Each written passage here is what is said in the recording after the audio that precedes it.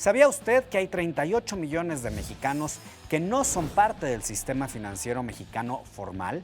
Ello los exenta de ser parte del ahorro, de recibir préstamos, de hacer transacciones financieras que les permitan además tener un historial crediticio. Para ello invitamos a Narciso Campos, quien es titular de la unidad de Banca y Ahorro de la Secretaría de Hacienda y Crédito Público, con quien vamos a hablar de los 6 ejes del programa de inclusión financiera.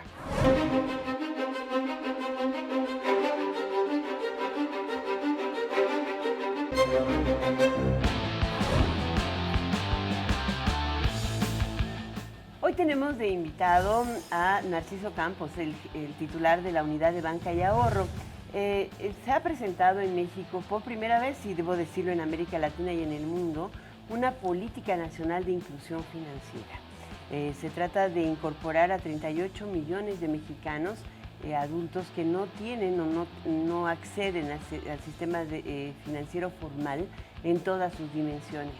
Pero no nada más es empujarlos, es convencerlos, porque hoy el acceso está abierto, pero no hacen uso del sistema financiero. Gracias por estar con nosotros, Narciso. Al contrario, muchas gracias por invitarme a platicar con ustedes. Oye, Narciso, yo creo que la primera pregunta es por qué se habla de 52 millones de adultos, 54, la cifra varía, que no tienen una cuenta bancaria, que no tienen crédito formal, que recurren a las tandas, que recurren al agio. ¿Por qué utilizan el efectivo para ¿Por qué tantos transaccionar? años de esfuerzos y de bancarización, mayor competencia, y tanta gente todavía dice, al banco no porque me salen ronchas? Mira, yo te diría, es un tema de muchos factores, es un tema que tiene que ver con el conocimiento que tiene la gente, con saber para qué es útil o no útil una cuenta bancaria. Primero, si no entendemos que haya alguna utilidad o alguna propuesta de valor para nosotros mismos, pues la gente no se acerca. Tiene que ver también en algunos casos, y hay que reconocerlo, con potenciales malas experiencias que hayan tenido una vez que ya hayan estado en el sistema financiero y prefieren entonces pues, mantener otro tipo de canales. Claro, porque si estamos, digamos, en el 2015, 2016 y tenemos todavía instituciones financieras que quiebran o que defraudan a los ahorradores, pues digo, el miedo no anda en burro. Y ese es un tema que siempre estará ahí. Lo que tiene que saber el usuario es cuáles son los mecanismos de protección que los hay para los ahorradores, como el seguro de depósito, por ejemplo. Si tú tienes un ahorro en un banco formal en este país o en una institución de ahorro y crédito popular, respecto de ciertos montos, tu ahorro está seguro.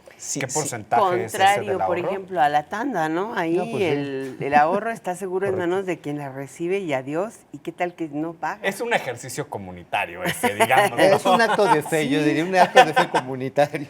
Ahora, y es un tema bien interesante porque si hablamos de números de falta de que la gente no participa en el sector de ahorro formal, o en el sector financiero formal, pero en realidad Se ha todos usamos incrementado, servicios ¿no? financieros, ya sea formales o informales. Los seres humanos ahorramos, planeamos. Son habilidades y cosas que hacemos día a día, independientemente de que lo hagamos en una institución formal o no. Ahora- el chiste es que lo hagamos en una Ahora, formal. se ha Claro, tiene mejorado ventajas. el acceso, ¿no? Porque de acuerdo con la última evaluación, y ojalá que nos puedas dar los datos duros de la encuesta de inclusión financiera. Sí. La primera se realizó en el 2012 y ahora tenemos los resultados de la de 2015. ¿Qué Exactamente. tanto se avanzó? Por ejemplo, en la última encuesta nacional de inclusión financiera, la que se hizo pública hace 2 semanas, vemos que hay avances, por ejemplo, en el acceso a productos financieros. En 2012, el 56% de la población adulta en México tenía al menos un producto financiero. En este último levantamiento de la encuesta de 2015, tenemos que el 68% de la población en O sea, México tiene creció. acceso a un 7 de cada 10 financiero. ya están ahí. Oye, pero también es un problema de que hay lugares en la República Mexicana, pueblos donde no hay sucursales bancarias o cómo acceder a ellas. Yo me acuerdo cuando era niño, yo iba a un pueblo allá en Chihuahua, Matachic, Chihuahua, y la realidad es que ir al banco era una cosa de titanes, porque no había, Pero cuando digamos, eras chico, o sea, sucursales. hace muchos años. No tantos, no tantos. Bueno, No, como pero hace no, 10, ¿ha porque apenas cambiado le dieron esto? chance Y de salir a obviamente la sigue tele. siendo un tema. Yo te diría, ha cambiado, entre otras cosas, por la utilización de corresponsales como tiendas de conveniencia, pequeñas tiendas changarros en los que se pueden hacer operaciones financieras. Pero también ha cambiado, y esperamos, y es uno de los ejes de la política nacional de inclusión financiera, que cambie con el uso de la tecnología. no necesariamente ya en los siguientes años vamos a ver que los servicios financieros se van a prestar en sucursales con la que entras y haces una fila y demás, sino vas a poder tener en teléfonos, en celulares inteligentes, acceso a servicios financieros y vas a poder hacer operaciones con ellos, lo cual va a facilitar Pero en no se todos los trata- cuales haya. Siempre y cuando haya recepción. Pero porque no se luego trata anda solo así, de banca móvil, se trata de que tú puedas pagar, hacer pagos través, entre claro. sí, No, ¿no? no pagos, no, también cobranza. Todo, que tú puedas pagar y transitar. Y cobrar. Bueno, pero a ver, la capacidad de las señales de telecomunicaciones para llevar los servicios, ¿realmente sí está en su momento para poder divulgar los servicios de esa manera? Yo te diría, está cambiando y está cambiando positivamente de una manera rápida. Con la reforma en telecomunicaciones, con la entrada de nuevas compañías que proveen servicios de datos móviles y servicios de telefonía celular, se está haciendo mucha inversión en México para que realmente haya una penetración en todo el país. También está en proceso el desarrollo de la red compartida, que también va a aumentar la penetración de servicios. Entonces, es una conjunción muy interesante entre ya el potencial que tiene la tecnología, una mejora en la cobertura y un empuje desde el sector financiero para utilizar esta tecnología para dar mejores servicios. Vamos un poquito a lo que anunció el presidente Enrique Peña Nieto en relación a la política de inclusión financiera. Él dijo, el objetivo es que 38 millones de mexicanos que hoy no tienen servicios puedan disponer de 11 ellos. millones que y que dejaron los que de ya los lo servicios. tienen o utilicen más esos servicios, ¿no? Vamos con la primera. ¿Cuál fue la primera política que propuso? Son 6 ejes. El primer eje, yo creo que es el más importante, se refiere a educación, al desarrollo de habilidades. Danos un ejemplo de cómo van a aterrizar este primer eje que anunció el presidente. Mira, por ejemplo, cuando vayan los niños desarrollando sus habilidades de conocimientos en matemáticas, van a también desarrollar habilidad dentro de la materia, van a poder entender cómo calcular, por ejemplo, una tasa de interés, cómo la tasa de interés Desde de una niños, manera desde la compuesta. educación primaria, Pues es secundaria. necesario, ¿eh? Y pero en el momento adecuado, obviamente, no necesariamente en primer año de primaria, sino te va llevando la currícula a las habilidades, a que en el momento adecuado, y para esto están involucrados pedagogos y demás. Segundo eje. El segundo eje tiene que ver con la innovación, y es precisamente donde vamos a impulsar fuertemente el desarrollo y la utilización de nuevas tecnologías para la prestación de servicios ¿Eso que financieros. le llaman fintech? Lo que le llamamos fintech. ¿Y ¿Qué es fintech? Sí. Fintech es usar tecnología para prestar servicios financieros de manera innovadora. Danos un ejemplo. Por ejemplo, ¿Crowdfunding? crowdfunding es una de ellas. ¿Qué es eso? Crowdfunding es cuando alguien necesita un crédito para desarrollar algún Consigue negocio. varios.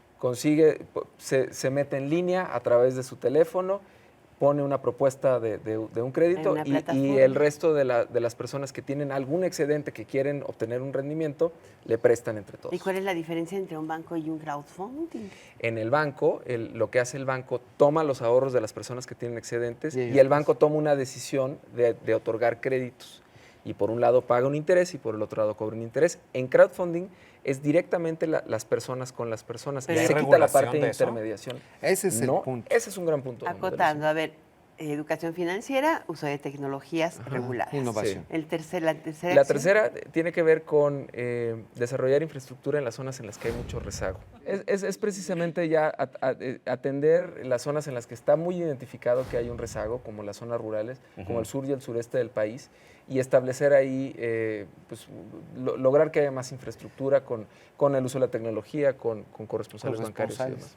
Cuarto, Productos específicos para sectores desatendidos, como por ejemplo MIPYMES, como por ejemplo seguros. seguros, microseguros.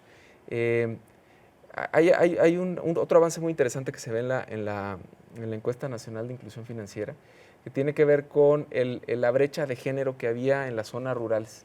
Antes era muy marcado, había 26% de los adultos hombres en las zonas rurales tenían cuentas bancarias, contra el 19% de las mujeres. Y ahora ya se revirtió. Ahora son las mujeres las que ahorran más. 38% mujeres, 32% hombres. Quinto eje. El quinto eje tiene que ver con la protección, con la protección de los usuarios, que es desarrollar confianza, que volvemos a también el diagnóstico, este grupo que ya alguna vez ha tenido acceso al sector financiero, pero se ha salido de él y para que regrese pues necesita tener pues, ciertas Pero protecciones. ahí hay un tema, ¿no? Está el sector financiero bastante bien observado con la Conducef, pero hay muchos prestadores de servicios financieros comerciales, ¿no?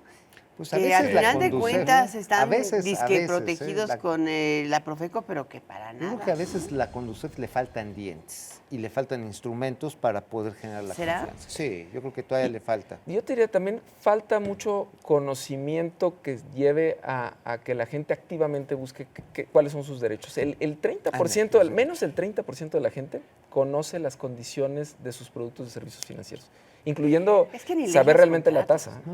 No, y nadie te explica, además, si no hay un lugar al cual puedas tú ir a buscar esa O sea, información y comparar. protección a los consumidores de servicios financieros. ¿Y el Exactamente. sexto? Medición. Tenemos que tener aunque tenemos como país, y somos de los pocos países que tiene esta encuesta nacional de inclusión financiera que se hace de manera periódica, Pues queremos es el único, mejorar. ¿no? El Banco Mundial decía que lo quieren replicar en todos lados.